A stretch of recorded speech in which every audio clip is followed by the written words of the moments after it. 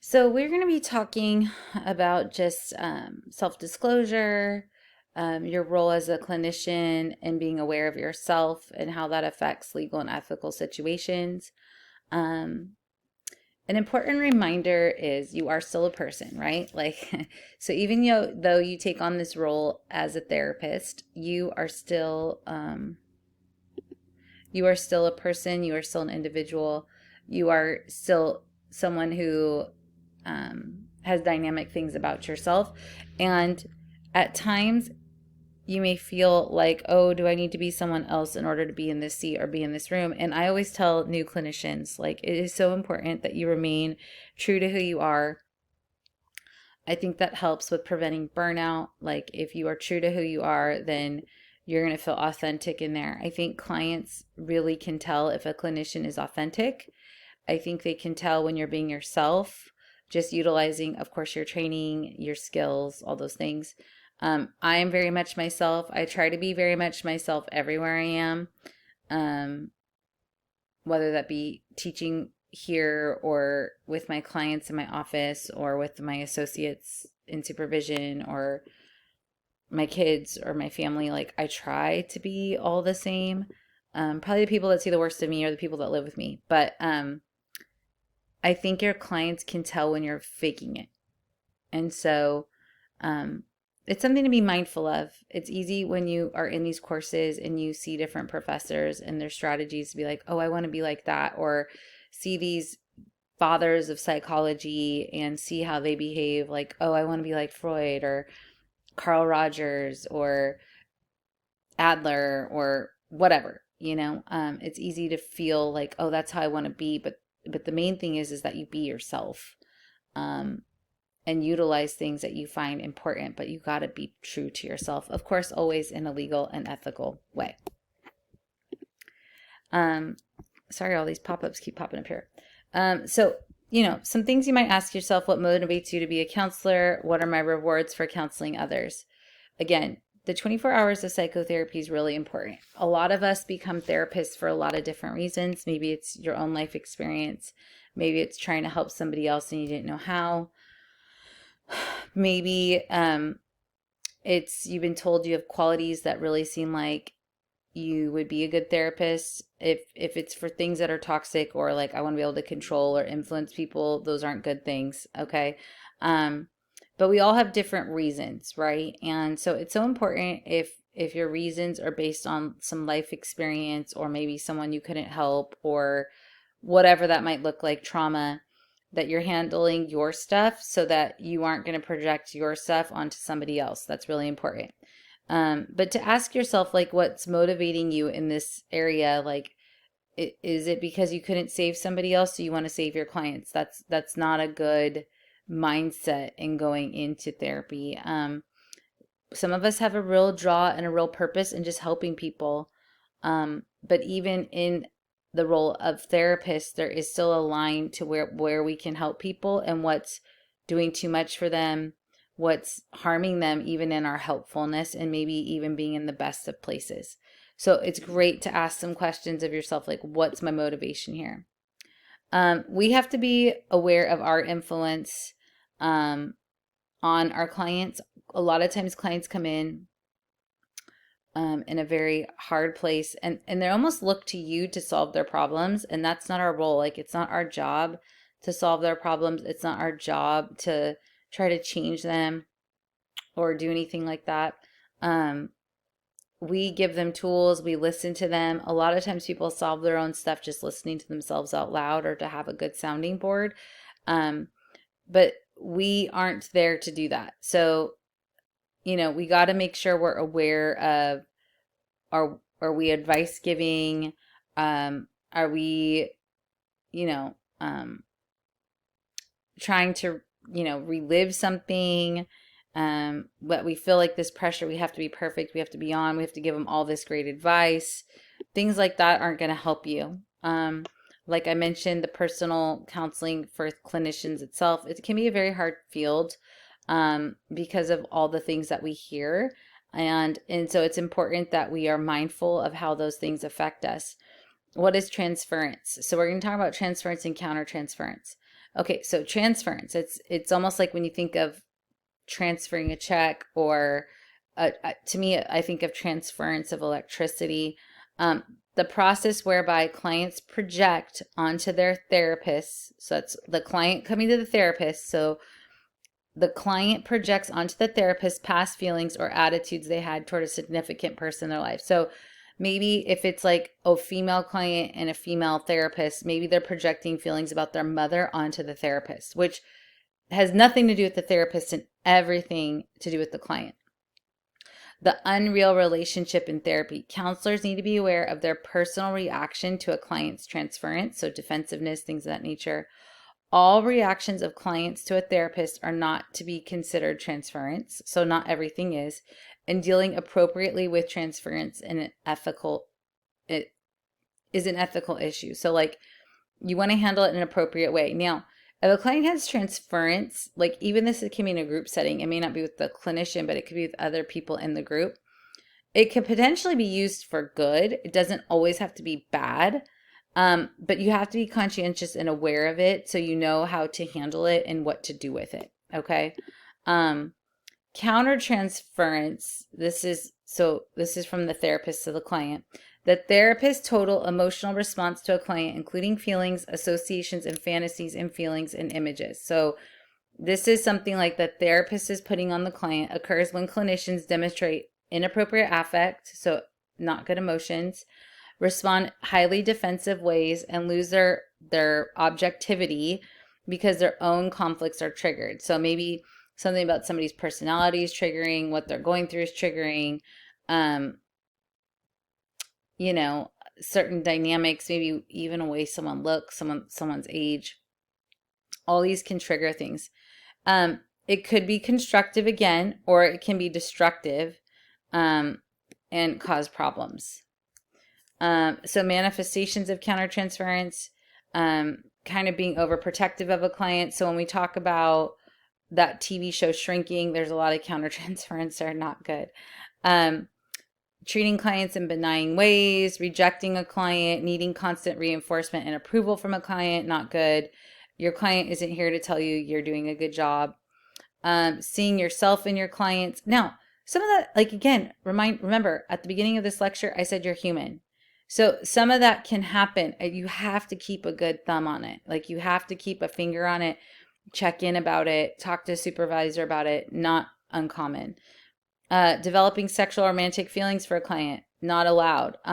After 7 years of seeing them, I believe you can, but not while seeing them. That's inappropriate. And then you'd have to give them a brochure and all the things. So you cannot have romantic feelings for your client and try to do therapy. Giving advice compulsively and desiring a social relationship with clients. Again, there's a boundary. If they needed you to be their friend, you'd be their friend. They needed you to be their therapist. More than likely, they have plenty of friends or what they think are friends. It's important to know your role with your clients. Again, I recognize that you are human and some of these things will be struggling, even finding someone attractive. I mean, again, you're human. All of you are in different places in your life. You could have a client come in and be like, wow, they're really attractive. Like, just because they're your client doesn't shut off if someone's good looking or not, but that doesn't mean you're going to pursue anything, try to date them, anything inappropriate. You might just admire their attractiveness. But again, you're human, but what you do with it matters. Like appropriateness matters because you don't want to get sued. So effective management of countertransference reactions. So the clinician is monitoring their feelings and responses. Then the therapist should be able to gain self-understanding and establish appropriate boundaries. And personal therapy and clinical supervision are essential. Talking about these things is important. I know it could feel really embarrassing or awkward or uncomfortable, but super important just to make sure that you're handling the situation appropriately and correctly. Client dependence, again, holding on to a client when they need to be done, they aren't your child, all those things. The whole point of therapy is for it to kind of end at some point. Now, some people have more chronic conditions where you'll see people for a very long time. I've seen clients on and off for many years. But if they're dependent on you, then we're not really doing our job, because you aren't the only therapist on the face of the planet. So it's monitoring that, checking in on that. Is that about the client or is that about you? It's not healthy. We want to create autonomy for our clients, not them to solely be dependent on us. Stress in the counseling profession. It is stressful for very many reasons. This could be a hard job because of empathy fatigue. So again, making sure you're checking in on your own issues. You have significant life things happening, grief, divorce, maybe someone in your life is going through clinical depression or major anxiety, or you have a kid that's struggling, so you can't see minors right now. Check in on those things. Like, yeah, we're strong, but like you don't have to be strong in all situations, and you being strong might be detrimental to somebody else, and that's what matters in essence more. So making sure that you're conscientious of that. There's going to be some blackboards that kind of go over this. But again, you're not helping your client if you got your own stuff and it's being projected on them. That doesn't help them. Trying to make your whole purpose and your value and worth in the outcomes of other people who aren't necessarily stable isn't necessarily a great way to determine if you're a successful person or not, okay? Therapy is so much about the client and not about you. Like, let me tell you, you're all going to do great, and you're going to be great clinicians, and you're going to come alongside people and be part of their journey. And it is an honor to be in that position, okay? Don't get me wrong. However, you are not going to help them and be able to if you're not well, and you somehow are making it about you. If you're feeling all this pressure of like, if they don't succeed, then that means I'm a failure. Like, they don't succeed probably because they won't succeed. Therapy is very much up to a person's determination to be ready to do the work. I've seen people do really great work. It's maybe taken them a really long time, but they've done it themselves, and they may thank me, which is nice. I'm not saying it's not nice to hear those things, but honestly, I'm just the person that got to watch it evolve. I got to watch them blossom. I'm not the one that did it at all. Like, there was a spiritual component. God did it. God was alongside them. There was their own tending and watering and feeding of their soil for them to grow. Literally, I was just the person that got to sit by and watch. And, maybe encourage it here and there and tend to it a little bit here and there. But mostly sit back and cheer them on from the side. I always say I'm your hype girl. I'm like here in your corner. So just things to keep in mind. Our job is stressful. You got to make sure you have your own good boundaries, your own good self-care, good people to support you, so you don't feel alone and isolated in the field. Counselor burnout, a state of physical, emotional, intellectual, and spiritual depletion. You're going to figure out what you like to work with and who you like to work with, like meaning population. I would encourage you, once you find that you stay with it, that you can find purpose and enjoy that, because excuse me, big yawn there. Because I think a lot of people get burned out because they're doing work that they don't like. Even if it is helping people, they don't like the work and it's draining. And I think that's the case with anybody. Like, doing work you don't like is draining. Even if it is helping people, it can be very draining. So having a good radar on that. Our work is not like average work. And so sometimes the idea of seeing, I'll be honest, I've done this for many years. I've never seen 40 clients in a week. That is just too many. Like, I think the most I've probably seen is 25, but I don't see more than that in a week, because it's just too much. It's a lot of sitting. It's a lot of listening. It's just a lot. And it's something to be mindful of. Like, what is your brain capacity? What's your listening capacity? What's your sitting capacity? Like, what works well for you? What doesn't work well for you? Being able to even pay attention. You got to be mindful of all those things, because if you're not mindful of those things too will cause burnout. So again, self-care, we kind of mentioned that. Taking care of yourself, but this is also legal and ethical and important. I want to read you this little thing about the work that you're going to get into doing, because it kind of talks about some of the things we just discussed. I shared this when I gave a little speech to students going into practicum last year at CBU. But listen to this. You're stepping into sacred work, not perfect work, not easy work, but holy human work. The kind that demands you know yourself as deeply as you want to know others. You will sit across from people who are unraveling, and sometimes you will feel like you are too. That's okay. The point isn't to stay untouched, it's to stay authentic. Your strength won't come from never breaking. It will come from how you choose to show up anyway. Learn the theories, honor the ethics, but don't forget the heart. This field will try to make you a box, diagnose productivity outcomes, but your real power is in your presence. Healing happens when someone finally feels seen. Don't underestimate how much that matters. You will get tired. You will get frustrated. You'll wonder if you're doing enough. You are. But also keep growing. Go to therapy yourself. Challenge your blind spots. Let grace and accountability coexist. You'll find your voice the same way your clients will, one honest conversation at a time. And when the system feels heavy, remember this. We change the world one session, one story, one sacred moment of connection at a time. Keep your heart soft, keep your boundaries firm, and never forget why you started, because you believe in the power of healing. I loved this. When I was working on developing my speech for the class, I was kind of sorting through some things, and I talked to Chat, and I said this in my speech. Actually, I said, Chat helped me come up with this like little paragraph here, but I found it so beautiful because it is so true. You all are here because you believe in the power of healing, and we can get so caught up in that need to heal and the need for someone else to get better that we can lose sight of ourselves. We need to have firm boundaries. We need to be ethical, but we are doing sacred work. And let me tell you, I get choked up sometimes when I talk about it because I truly do find it sacred. Like, I have sat with people in some of their darkest moments, and I have been the one that they've gotten to sit with. Now, I don't mean to sound narcissistic or something. It's a privilege. I say that humbly. I say that with an honoring attitude of what's transpiring between me and my people. It's beautiful. It truly is beautiful. And when you watch people figure it out for themselves and figure out, and like I said, blossom and bloom into who they want to be and let go of some of the dead weight that they hold in their lives, it's just wonderful. And you're just so happy for people. Like, when I see people doing what they want to do and being who they want to be, I'm so happy for them because they've worked so hard. And at times it's been very challenging and very difficult.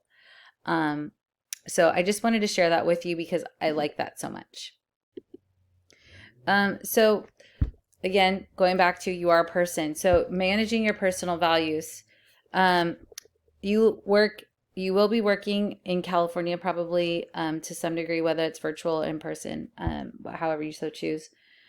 You cannot discriminate against people who are different than you, who are a different race, religion, sexual orientation. You're not allowed to discriminate for that. The only thing you can choose to not see someone for is being out of scope of practice, or they need a higher level of care, right? If someone needs a higher level of care, you're going to not keep them there just because you're afraid, right? So that's important. Ethical bracketing is intentionally setting aside the counselor's personal values in order to provide ethical, appropriate counseling to all clients, especially those whose worldviews, values, belief systems, and decisions differ significantly of the counselor. Now, I know we're at CBU, right? That's great. Love CBU. Go Lancers. Okay. I love Jesus. I'm a Christian. Like I mentioned before, I do not advertise as a Christian therapist. It is something I definitely do in my office. I bring Jesus with me wherever I go because the Holy Spirit's there. However, I have worked with people who live their lives very differently than me. This is something I've learned very deeply in my walk of faith and working with people. By the grace of God, there go I. I am not better than anybody else. I could be anyone. I could be my client. I could be one life choice away from a different life experience. I could have had different parents than the parents I had. I could have had different life circumstances than some of the clients I've had. I could have had trauma. I could have had abuse. We all are capable of being anyone. And if you think you're better than anybody else, then right there is something you probably need to talk about in your personal counseling. Because you're not. I hate to break it to you. And so I have worked with people who I've worked with married couples like that are of the same gender. I have worked with people who are transitioning. I have worked with people who are looking for a girlfriend for their husband. I've worked with a lot of different situations. Again, not necessarily all the situations I would choose for myself, but I've worked with these people. And this is what I always have to remind myself. Like I mentioned, the Holy Spirit goes wherever I go. I am going to be kind to people. It is not my job in my seat as a therapist to judge them, to condemn them. They're not living, like, none of these people necessarily are living their life as a Christian in those moments. They're people who are just coming to get help. And I'm coming alongside them, and I'm being kind, and I'm being loving, and I'm treating them like I would treat anyone else who comes to my office. You also will need to be the same way. And if you feel like you can't do that, then you need to have some hard, honest conversations with yourself. Because like I said, even places like, for example, the Grove that are Christian counseling centers, they're low cost counseling. They will see anyone, in essence. You're going to come across people that live differently than you, that you don't agree with. Like, we deal with this in our own personal families, with our own friends, with people we see on a daily basis. So why wouldn't we deal with that in our own counseling rooms? So just be honest with yourself. Check these areas of your heart and your life where you feel like, oh my gosh, I don't think I could. Well, you probably can, and you will if you plan on getting licensed in the state of California. We can't impose our values, right? So the imposition of values by the counselor is an ethical issue. So you can't impose your attitudes, your beliefs, your behaviors onto your clients. You just can't. All counselors are expected to have basic competencies. If you experience difficulties over conflicting personal values, seek supervision, learn ways to manage this, talk about it. You're not alone. You can process this with other people. Believe me, there's been plenty of situations I'm like, oh my gosh, or, I'm frustrated, or I don't know what to do. One time I had a lesbian couple in my office. It was great. Like, we worked well together. I would just ask them questions. Like, I didn't know certain things. I would just ask them questions. I'm like, oh, okay. They weren't offended by that. Like, I can't know everything. I don't know everything about heterosexual couples, let alone homosexual couples. Like, I don't know it all. Like, I don't know. And there's no shame in being like, you know what? I'm not familiar with that. Explain that to me, especially if it's certain lingo or, other things. Like, ask questions. You don't know about somebody's religion? Ask questions. That's your job. Like, learn people, know people, get to know them. Like, see them for who they are and what they're bringing to the table. They're talking about drugs or alcohol or whatever. Understand what they're talking about. You're not going to know everything. Like, you don't know everything. I don't know everything. Like, we're always learning and growing in our field. There's always new things to learn. So humble yourself. Ask a question. People usually aren't offended if you ask. Like, it's dumb of them to think that you should know it all. You don't. And a lot of times they're just waiting for someone to ask them to help better understand, a lot of things that I've learned, I'm like, wait, what's a furry? Like, what's this? What's that? Like, oh, okay. Like, wait, what's that term? Like, I've never heard that term before. I mean, I don't know all the things. So please be mindful of that. So insufficient training is sometimes used as an excuse or cover for the real reason for making a referral. So make sure if you're going to make referrals that you're doing it in a way that you're not going to get your supervisor sued if you're doing it for something other than, if it's a competency thing, please, by all means, refer. But if it's a secret way to get out of doing something else, be mindful because you could get sued. The legal framework about discrimination. So here's a couple court cases about that, about the legal framework. I'm not going to go into detail, but these are some things that have come up in like court rulings that have determined things. Again, this is why you will be under supervision. Please, please, please talk to your supervisor about these things. Talk to them about your nervous system and how it's heightened because of the situation. Look, I don't expect it to all feel comfortable, right? I don't expect it to not be challenging. I have a very strong Christian therapist right now who's seeing a person who's a Wiccan pagan from my office. Look, it's not comfortable. Like, she Is she thrilled about it? Not 100%, but he's coming to see her. She's working with him. Very different views than her, but hey, it is what it is. Like, she's navigating that, right? I'm not saying it's not challenging, but I'm there to support her. Her other colleagues are there to support her. It's just what we are going to be challenged with things that are hard. But we got to remember, at the core, all these people are people. Um, Sure. Do we want you to be safe in a room? Absolutely. Do we want you to not feel scared in a room? Absolutely. Like, our goal isn't like you need to sit being fearful for your life in a room with a client. Absolutely not. That's furthest from the truth. But you might have to be uncomfortable sometimes or be like, ugh, this is so weird. That might happen. And hopefully, as time goes on, you'll learn to work through those things and overcome them. So overall, I hope this was helpful for you. I don't want to go on and on.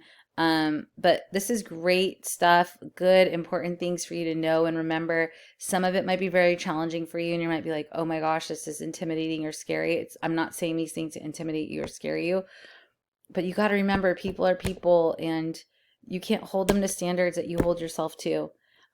We have to hold them to legal and ethical standards. So that's harm to self, harm to others, elder or child abuse.